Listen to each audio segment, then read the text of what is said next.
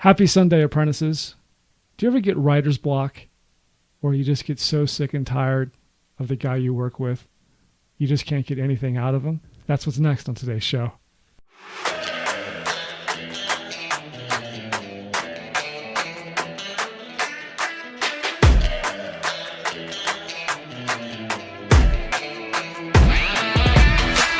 Trading Forex or any other financial instrument carries substantial risk. The topics discussed on this show are the views of the host and the producers only. You should consult with your financial planner before investing in Forex or any other financial instrument. Don't be a dumbass.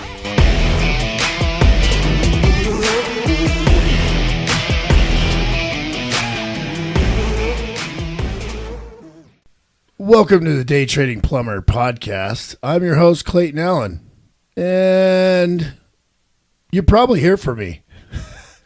Today's opposite day. Episode 55. Episode 55. Missed that there. Both Matt and I, normally we have a topic picked. I have dropped the ball this week. I had a little writer's block. I'm excited about this new day trading strategies coming to fruition, which is really exciting because, did I pronounce that right, Matt? You gave me a look like, do I need to repeat it? It's really exciting when you set out. It's kind of like when I first got into trading. You go, I need something that I can make money by on my own. I can do from home. There's no cap to how much you can make, like really no cap. Right? Like some of these, you could start a business and, sell dog food and say, there's no cap, but there kind of is, because there's only so much dog food one store can sell. It's a brick and mortar business, and it's geographical.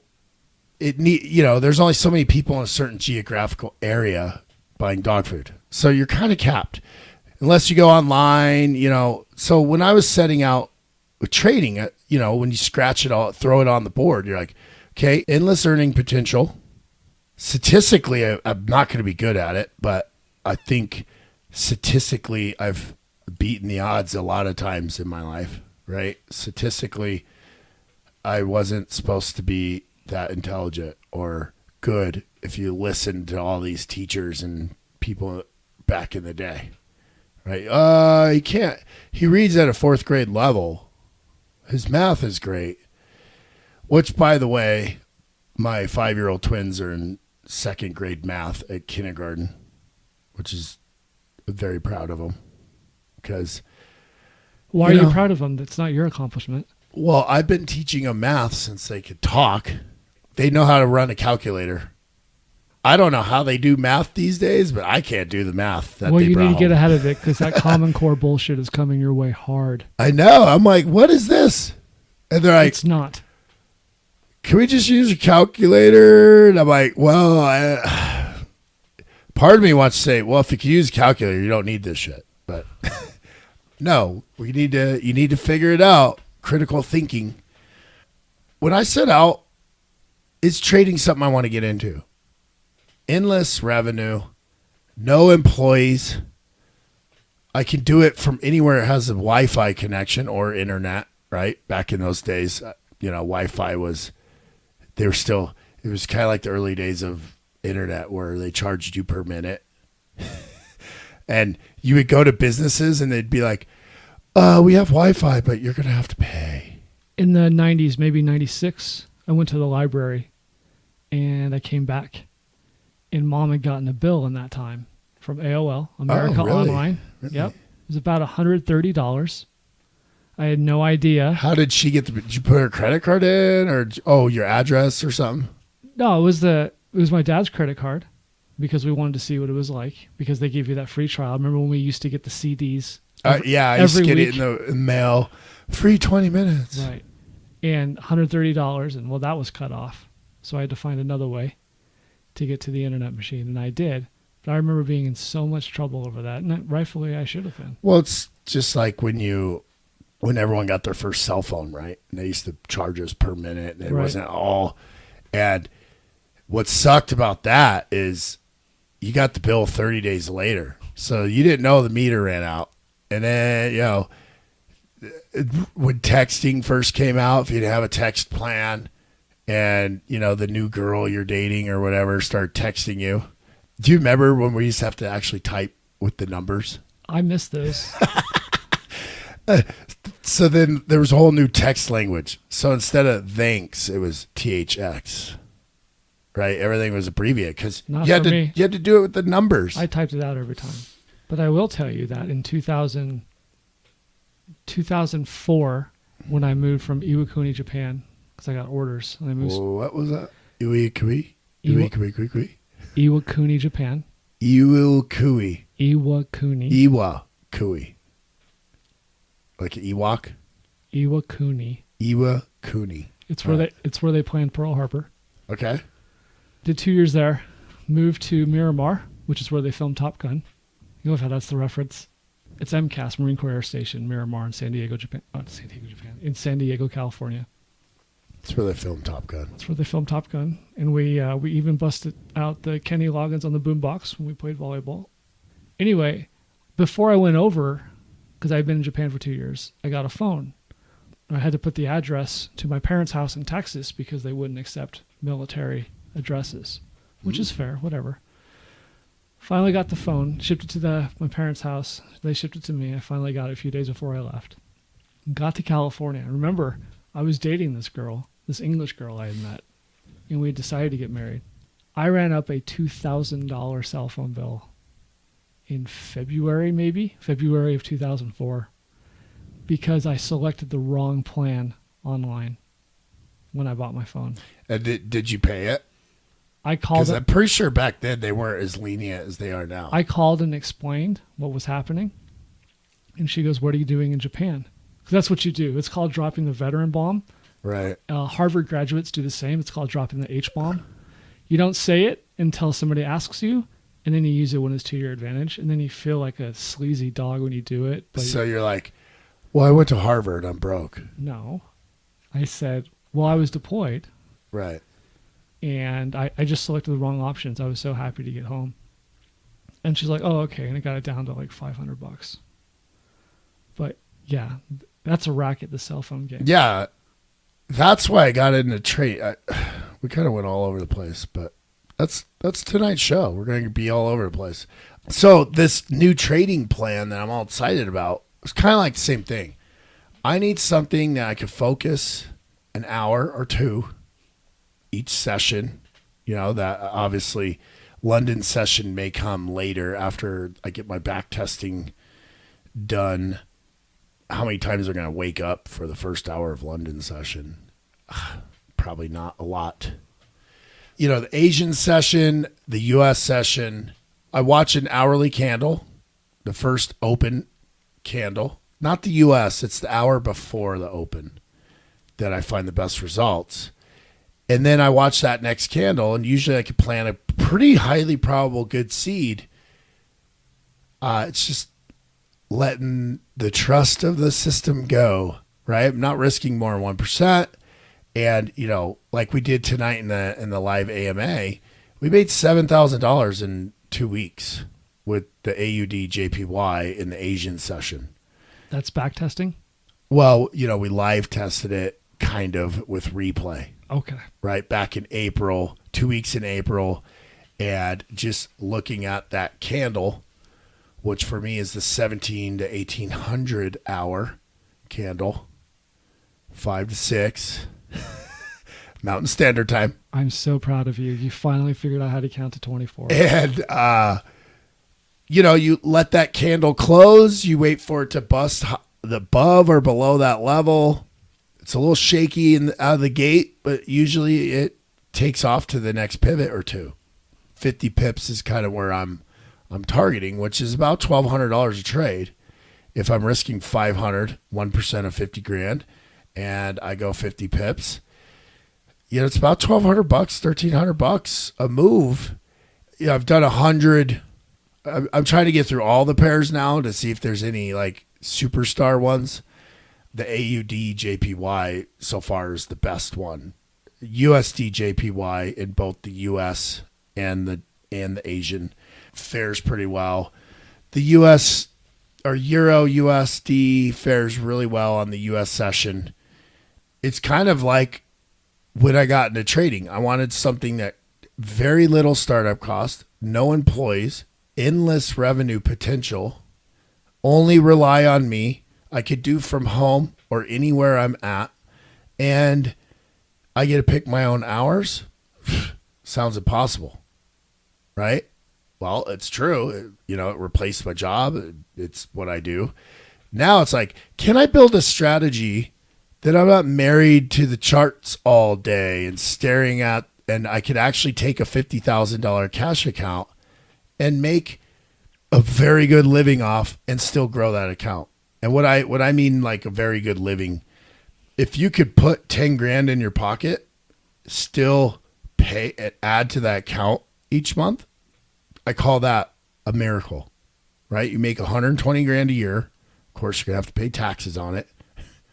And whatever you added to your account, let's not forget, good old Uncle Sam likes his 38 to 40%. But it's just like if you made 120 grand a year salary, you're going to pay taxes every week on that check. This is going to be a little different because you got to save that taxes and pay it quarterly, or you could pay once a year and maybe pay depending on how much you make. I'm obviously no tax professional, but can the impossible be done? Because historically, I've always said trading is not a game. It's business, and it still is. But thinking you're going to make 120 grand a year off a $50,000 account and still be able to grow that so you're giving yourself a raise is pretty, stupid. Don't even start there. But it's looking like, doing the back testing, if I could mirror those same results, and what I mean is, everyone knows back testing is always better than live testing because there's no emotions with it. So that's going to be the challenge because I'm going to fund a live account. I got the system I'm going to run with. Probably going to greatly reduce that size all the way down to where I'm risking maybe 0.1% out of the gate because it's just about getting over that hump. It's feeling like when I first got in trading, no way that this could really be turning out this way. Now you just got to do it. Just like 10 years ago when I got into trading, do it. Can this replace my job? Can I pick my hours? Can I have endless earning potential that only relies on me? No employees. I thought about running a plumbing business. And every time I thought about it, I'm like, no. Because the only way to scale is to have plumbers work for you. And don't get me wrong, I love plumbers. But I don't want to deal with plumbers anymore. I don't want to deal with the van has a flat, can't make the job. The threader broke, or one of your employees floods someone's house, so now you got to do the job for free, pay for, all the shit we had to deal with. I mean, and I was just a high level manager. I can't imagine being the owner where you're 30 million into a credit line, right? Like, I don't know how that would feel. What? Do you think owners don't take credit lines? No. I just know where you got the 30 million credit line from. I just, honestly, I pulled it out of my hat. No, we've talked about. But could you imagine owning a company and being 30 million, you owe a bank 30 million? I think at that point you're just like, I would think that maybe the first 2 or 3 million, you're up at night, are they going to call the line? Are they going to call the line? And then you get to a point where it's 30 million and all of your stuff's protected. Right. If it goes, it's just the company. It's just the cost of doing business, correct? I mean, I'm sorry. Obviously, I don't have a scaled up business, but that scares the shit out of me. Honestly, it would be like I'm trading with someone else's $30 million. I would never do that. hey, loan me 30 million so I could put it in the Forex markets and pay myself a salary, but I agree to pay you back 8-10%, whatever the interest rate is. It just seems astronomically hard, but it's very normal in that business, right? Because you got to have cash flow. It takes 90 days to bill. And, if you want to scale, you got tools, man. When I got into trading, that was the exact reason why I was like, if I start a plumbing company, at first, I got to do all the work. I got to do all the marketing, all of it, right? And we have friends that have done it, and they're doing quite well. But eventually you reach that point where it's like, now I got to hand over the trust to employees and then admin in your office. And then our tool shop's not big enough. And then every time you get a couple steps ahead, a big expense that you've been putting off comes. And it's just like, next thing you know, you got to do $15 million a year to make $500,000 a year. And you're in some credit line and all, it's like, and then once that mechanism's going, what if something happened in your life and you just had to up and move? You start all over? No, it's almost like a bad marriage. You can't just leave it, right? You sell it. COVID? I mean, I don't know. You could. We did something a year ago about, and we're going to do it again. I have a whole list of questions here, and I'm going to give you 3 minutes to answer them. You ready? All right, let's see what you pulled out of the hat today. I wonder how the dog's doing in the garage. You got a new dog today. Yeah, I did. How could we forget about Jocko? I'm sorry, Jocko. Yeah. He's lovely. He's an awesome dog. It's just, I got him literally an hour before the AMA, and you saw what happened. He got bored. It was jumping on me, and it was, it's kind of sweet, but he's overly excited. So we had to, I was hoping he could lay on the couch over here and just be nice, quiet, and chew on a bone or something. He will in a few weeks. But not tonight. I had to put him in the garage. Hopefully he's not lifting weights down there. Well, that's actually a question. Oh, all right. So here we go. Let's go. Returning a dog. You said that you just came from the pound, and people will take a dog and then they give it back 2 weeks later because they can't handle the responsibility. These are the same people, I'm convinced, who return items to stores. The only exception are defective items for an exchange or duplicated items as gifts. Do you agree? I think I've returned things to the store. I would never, I shouldn't say never, but I think once you get a dog, it's like getting a kid. You can't return the kid. And the dog's going to change you just as much as you're thinking you're going to, change it. It's just like when you have kids. I don't know how many people told me, that had kids when we were hard after having kids. They're like, it's one of those selfless things you're going to do. You're going to love it. Then your buddy has a few beers and he's like, dude, it is tough. And then you have those parents that are like, you're never going to sleep again. And you're like, oh, you're over dramatizing it. And now I'm that guy because I'm in a lot of dads groups. Hey, man, going to have the kid next week. What should I expect? And I'm like, you're never going to sleep again. Because even when they start sleeping through the night, you still don't sleep because like a foot hits the floor, I'm awake. A creak in the house. I mean, it's just a dad thing. Pitter patter, pitter patter.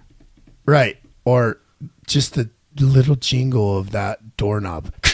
You're up. Get back to bed. But back to your question. No, I've returned items. I've never bought an item knowing I'm going to return it. Now those people, right? Like today when I was picking up this dog, there's not a smidgen of me going, well, I have an out. I could just bring him back. And listening to some of these stories, because they have like a rap sheet on these dogs. So like when I picked a few to look at, they're like, well, he's been returned twice. The first family said no, everything was fine. Their work schedule changed. I'm like, why are you getting a dog if your work schedule changes? You're just gonna dump it? Like, who are these people? Do you think dog returners could ever be traders? I'm just gonna say no, because to trade, you have to fall on the sword. You have to look deep inside yourself, and it's just like one of my favorite books. Yeah, I'm gonna plug Jocko Willink's book. It's Extreme Ownership. No matter what happens, it's your fault. And trading, you go get a dog and he's a bad dog, it's your fault. You need to train him. All right. Ding, ding, ding. Duncan today, who's one of our journeyman members, when you were doing your training, you signed off right as he asked the question. Have you ever played around with partial profits? Like maybe TP1 at the 50 pip mark and have a runner? Yeah, I have. I haven't had a lot of success with it. But for this new strategy, it might be something I try. Because I think allowing yourself to bank some of that profit at a highly probable area, because like as in the AMA, I'm still trying to figure that pair out. Because that pair goes banshee sometimes, but that 50 pip mark, take your 50 pips, move your stop loss to break even now, and then take half of your position off. Sounds like a pretty plausible idea. So then you're fulfilling that voice in your head, like, let it run, man. Everyone says let it run. And, that's the struggle. But then again, I'm also a big fan with this strategy that if I got in at the 1700 candle and now I'm waking up and it's at the 4 a.m. candle, and I'm near 50 pips, I'll just take the profit, get my margin back, and re-engage at that probable time in the U.S. session again. Right? Like I've ran some tests where if I let the trade run half a week, it finally gets that pivot level. But if I closed it at where it was in profit and it took the trade again, I almost double up that profit because I had a really profitable trade. It kind of came back again and then took that trade again in the next session. So does that make sense? Let's say it goes, you short it on the 17 candle. It goes 50, 60 pips. You take your profit. It goes back up 50, 60 pips. By the next session candle, you hit that same 50, 60 pips. Where if you stayed in it the whole time, you had to go through that stress of it coming back and then there. So, answer his question. Historically, no, I haven't played with it. I know a lot of traders that do. I might start doing that because I am struggling I want to close it at 50 pips, but I don't know. It could run. Best of both worlds. Take half off, let it run. Ding, ding, ding. Why in the hour between the U.S. and Asia session is the spread so wide? Because liquidity's gone and not a lot of traders. So the brokers, when there's not a lot of action, the brokers just double, triple those spreads. Now, I will tell you, I've lost in my early trading days. I've lost track of time, and I'm like, oh, man, it just hit my setup. Put it in, you're like 40 pips behind. You're like, oh, no! And it just so happens it's the one time you broke your money management rules and put like a 5-lot trade, and you're like, no! And I'm starting out $400 in the hole. Liquidity, there's not a lot of volume. Call it what you want. I call it the close session because it basically, you're retarded taking trades there. Lack of a better word, you're mentally challenged. That was a fast 3 minutes. Well, you were out. You were done. Oh. If you just heard about Forex, what is the very first thing you should do? Go to babypips.com and take their 200 plus classes. No, seriously, the first thing you should do if you just heard about Forex, Be a sponge. Find some free content on YouTube. Follow me. Start learning charting. Best thing you could probably do to shorten that learning curve is find a coach. Do not start a live account. I don't know how many people, even if it's $100, right? Because your broker, $100. Just don't do it. Start a demo. This is where the coaching would be great. Anyone can open a demo and watch a few YouTube videos on strategies. But like we've said over and over on the show, strategies are just one small part of, right? It's like watching a video of someone doing bench press. It'd be like, I'm going to bench tomorrow, be the fittest guy ever. It's literally that same thought. One strategy of the whole playbook. We know in fitness, it's diet. It's being consistent at how often you work out. Working out different parts of the body. And if you're looking to add muscle, right, I would think like bulk lifting is kind of like scalping, right? There's different ways and angles and trade. Trading is no different. It's so complex. It's just like fitness. Different diet plans, right? We all heard count your micros, right? There's your money management plan. Your risk reward needs to be 5-1. I know some traders that won't take a trade unless it's 5-1. I'm more of a 3-1, 2-1 guy, but to each their own. What at the end of the day, he's fit. They both got there differently. In trading, he makes money. And what's funny is when you come across people that are so married to their way, you can just tell what phase they are, right? Oh, you use Fibonacci. Fibonacci's a joke. It's a joke, man. I'm like, what? Because you had 3 bad trades in a row and you bet the house on it. And, you're still in the shifting to everything mode. Get a coach, trade a demo, build a trading plan around that demo, and then execute consistency. Then hopefully you're excited enough, you could put some real money. If all you got's $1,000, fine. Trade that $1,000, document it, and you might find someone who has capital after 3 years of really good results. You could trade their money. There's lots of capital people want to give out there. Look at the people buying these stocks that are way overpriced. Oh, they don't make revenue yet? Buy it. Here's a post on the Forex sub of Reddit. I've spent the past few months learning about stocks and Forex, and I would love to continue to learn and to develop technical analysis skills and seeing where it takes me. The problem is the overwhelming amount of conflicting information.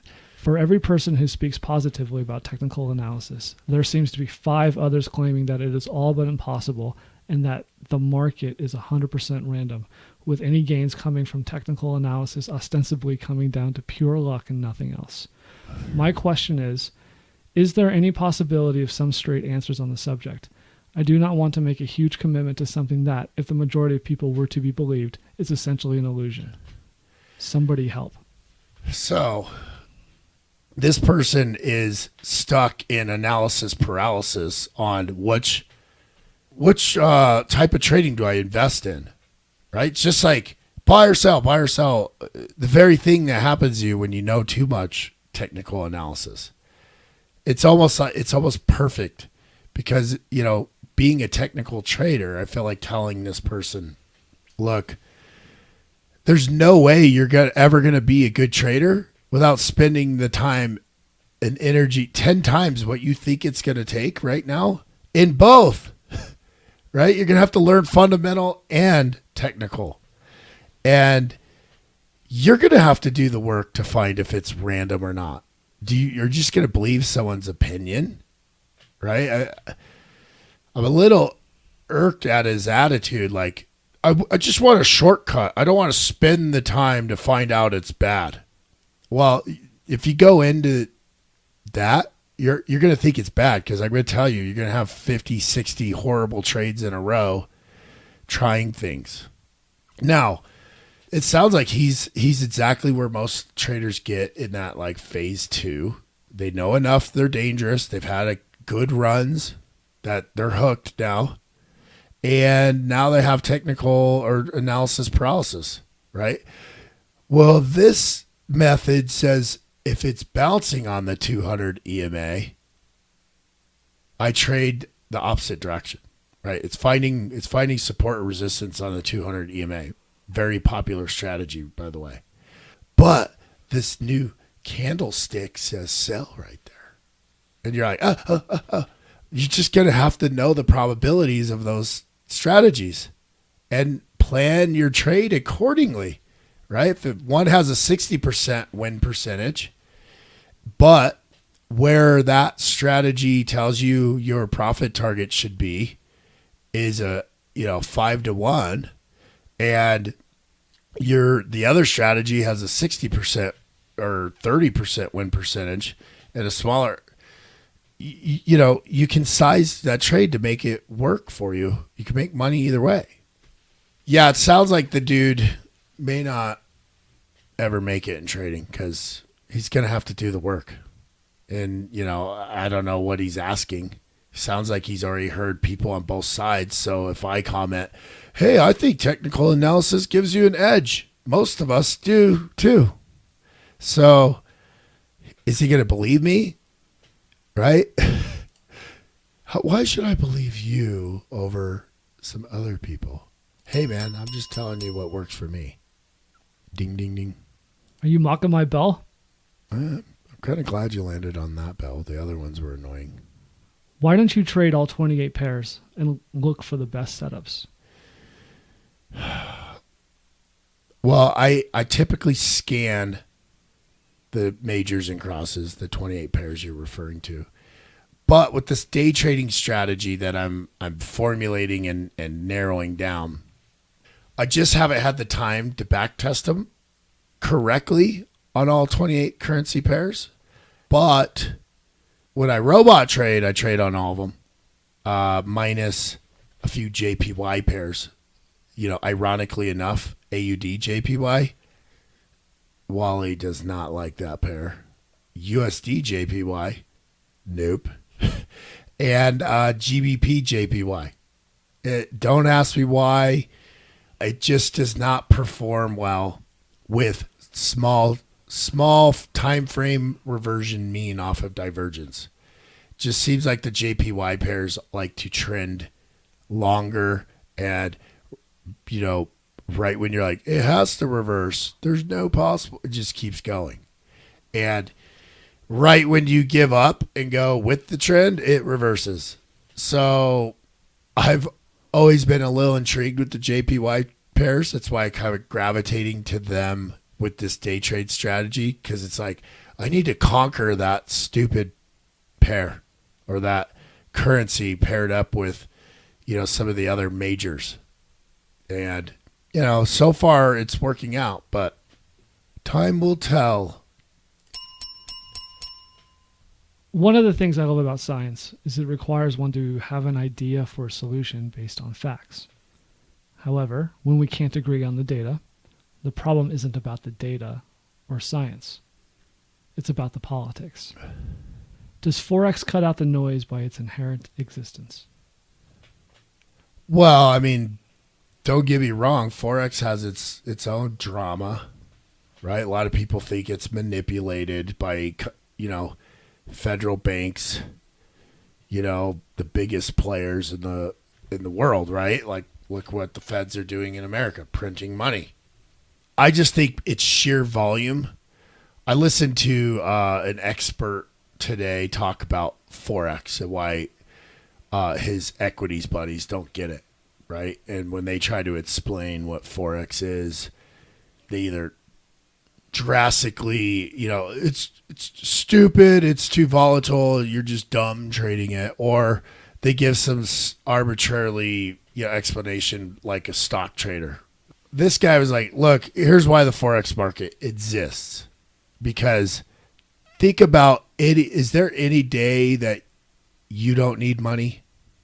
you may chill on the couch one day and not spend any money, but you might have accidentally ordered Uber, right? And if you think about the banks around the world and all the business that's going on, that's why it's open 24 hours a day, is people always need money and banks are always doing business with each other.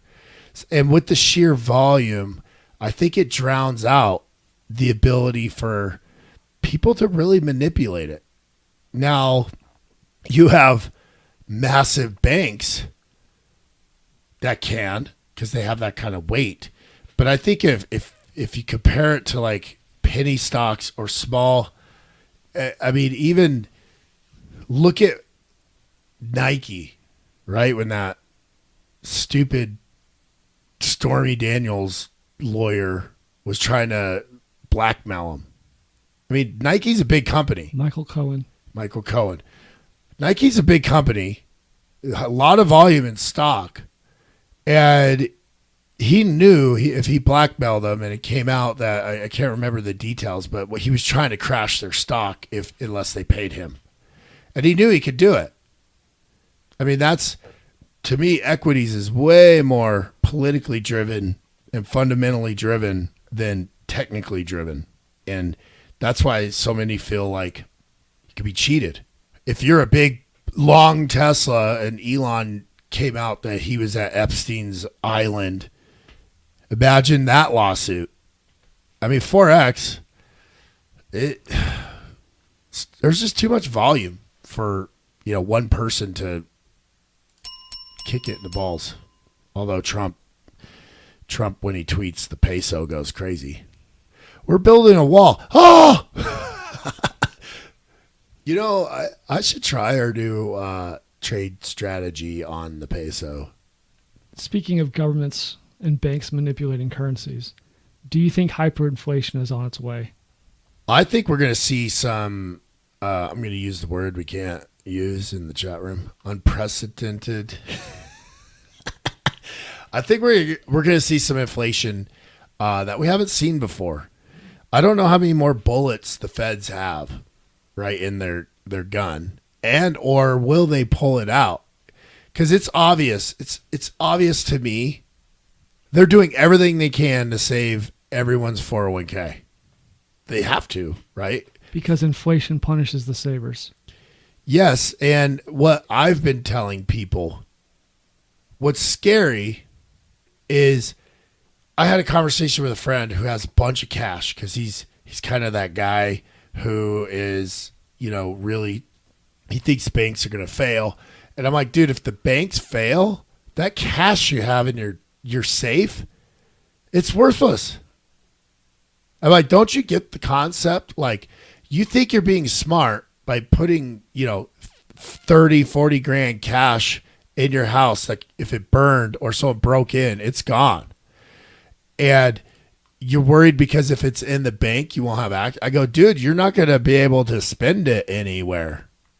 So it's better in a bank that you think might fail, because if it ever gets to that point where we don't have access to what's in our savings accounts and checking accounts, you're not going to be able to buy hot dogs from the hot dog vendor with cash, right? It's going to be all men for themselves at that point. But I do think we're going to see some heavy inflation. It's going to make our housing, all the equity we have in our house, stressed. It's going to make anyone that has 30 grand cash in their bank account, it's going to devalue it. What used to kind of piss me off is their level of inflation is, as soon as the working man starts to make too much money, they raise the rates, right? It's like, that's the end indicator. Wages are going up. Wow, don't let that happen. Can't have it. We could print all the money we want. We could it. Give banks free interest loans and all this shit. But as soon as the workers start benefiting from this thriving economy, maybe it's because, came up broke and I worked my ass off as a plumber, and I'm not proud of it, but, I worked cheap for what I was doing. And, I gained knowledge and experience. And later on in life, I was able to leverage that. Dude, you cut me off, bro. 3 minutes. I was able to leverage that into a decent living. But not a lot of people do that.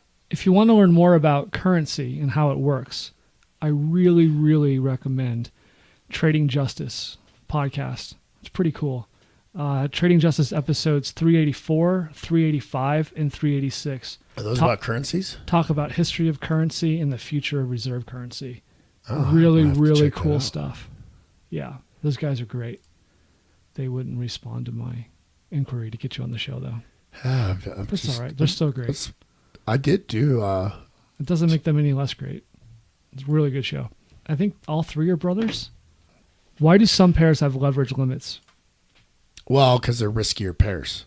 For instance, like almost every broker raised their margin requirements and spreads on British pound pairs through this Brexit.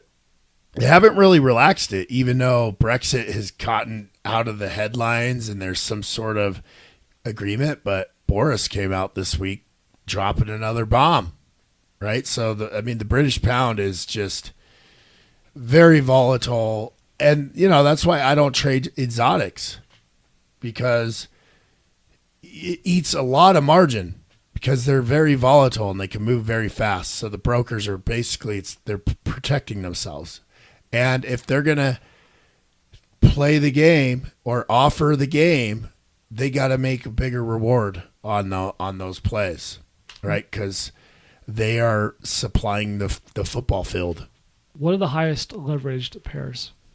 The Turkish lira is pretty up there, but I don't know because I haven't played around with them. Typically, the peso, the U.S. peso, is about as far as I go.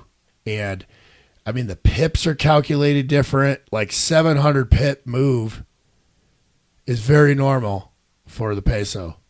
And it's about equivalent to 70 pips of a major or a cross. So the pips are different.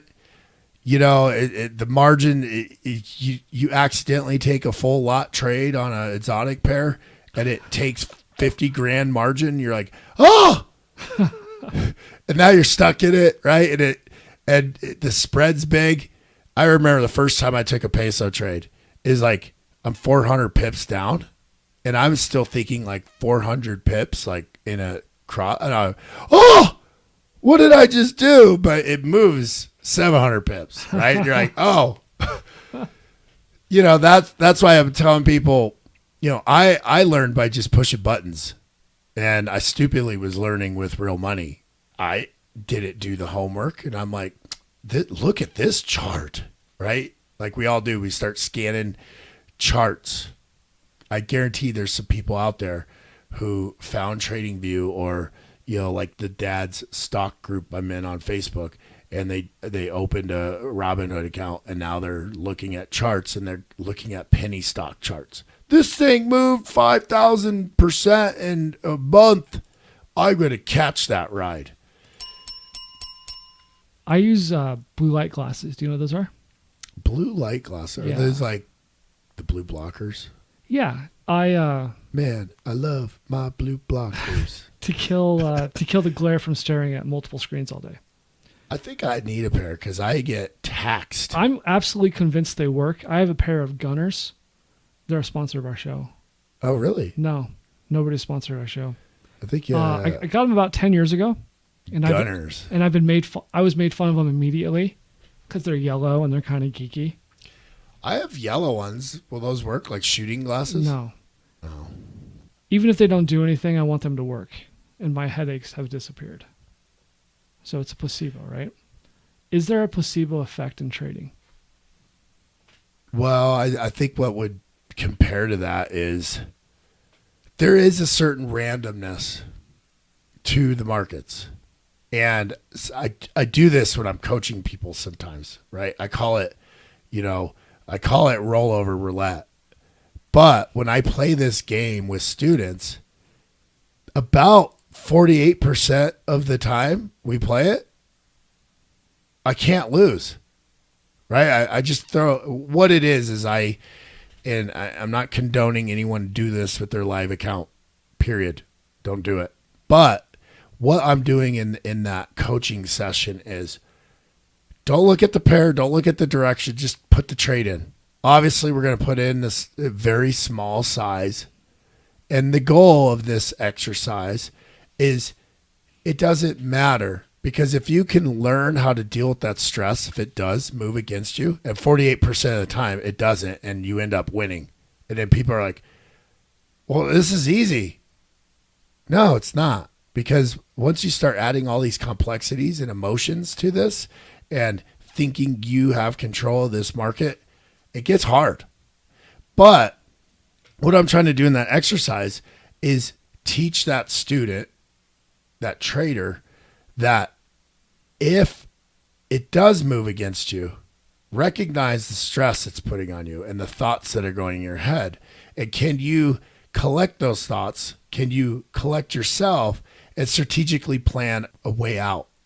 And if this trade is such a small trade and it's moving against you, can you let it go another 50 pips to this resistance or support level and wait for that trigger you're looking for to take that rollover trade, right? And then at that point, you can size that rollover trade based on probabilities. Look, I need it to come back. It has a really high probability to come back to this range.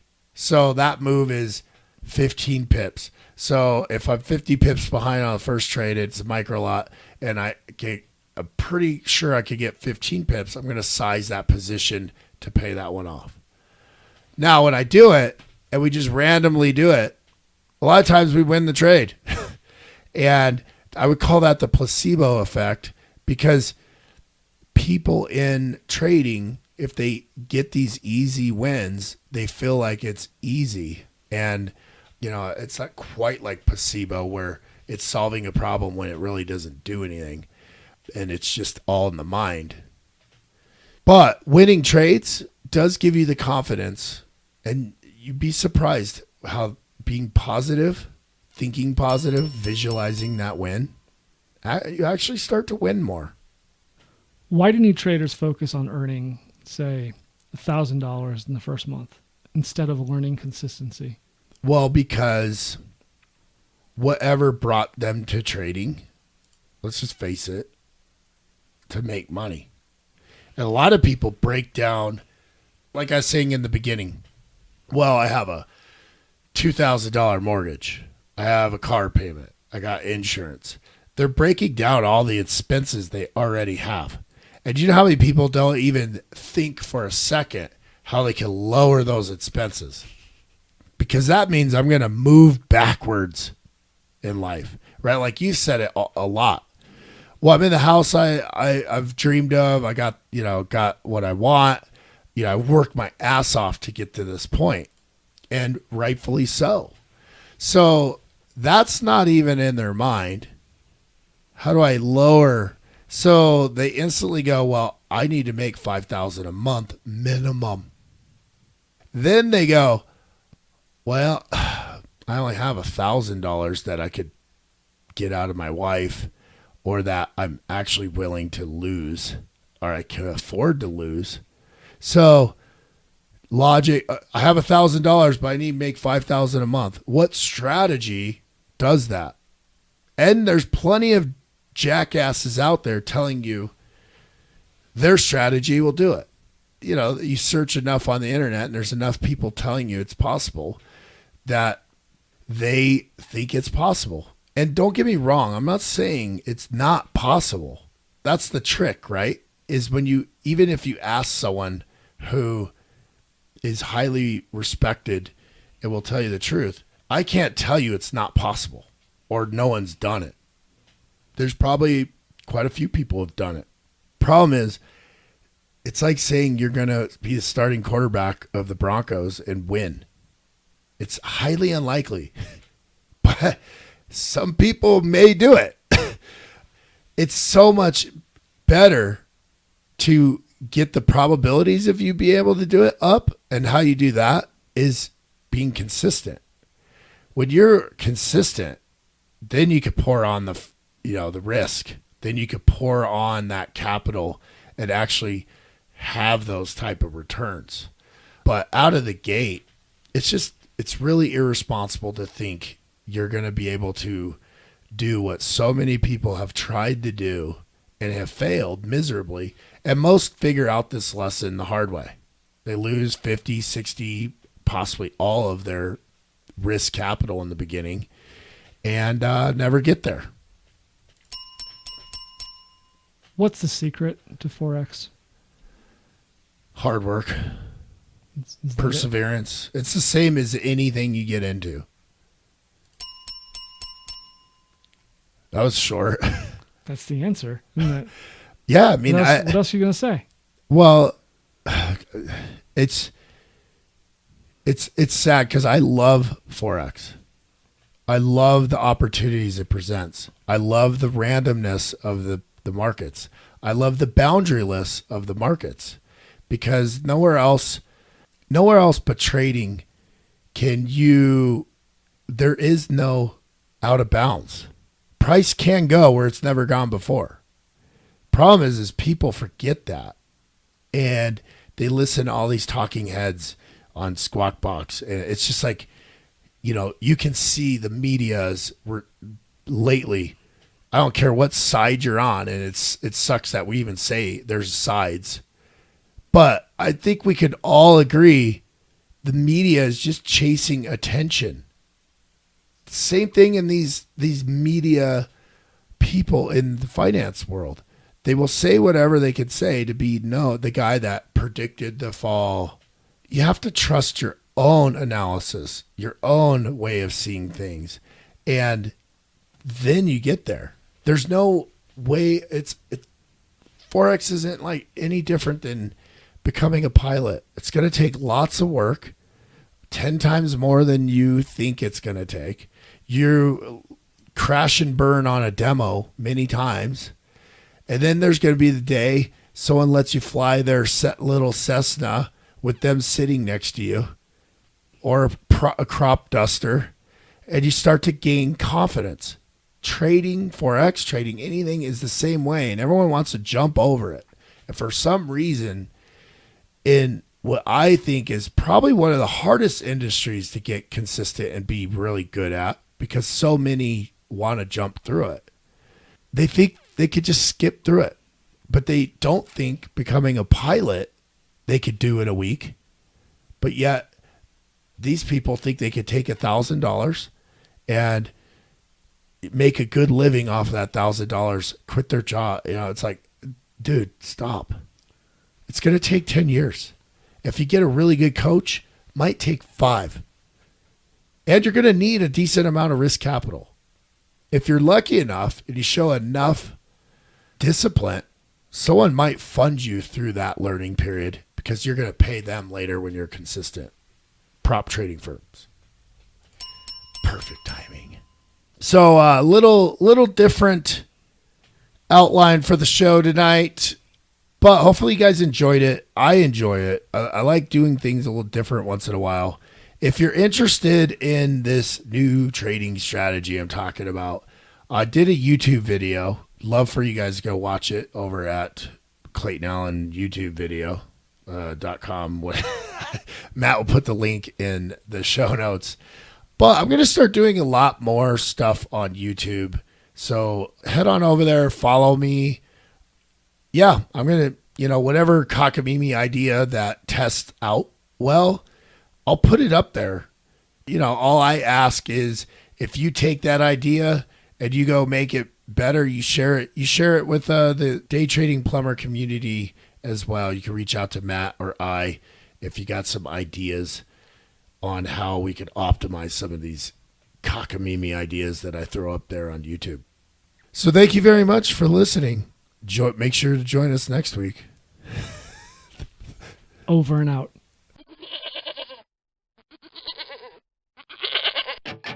If you'd like to learn more about Clayton's signals, please visit www.allenfx.com. You can find me on Twitter, Instagram, and Telegram at OFPMatt.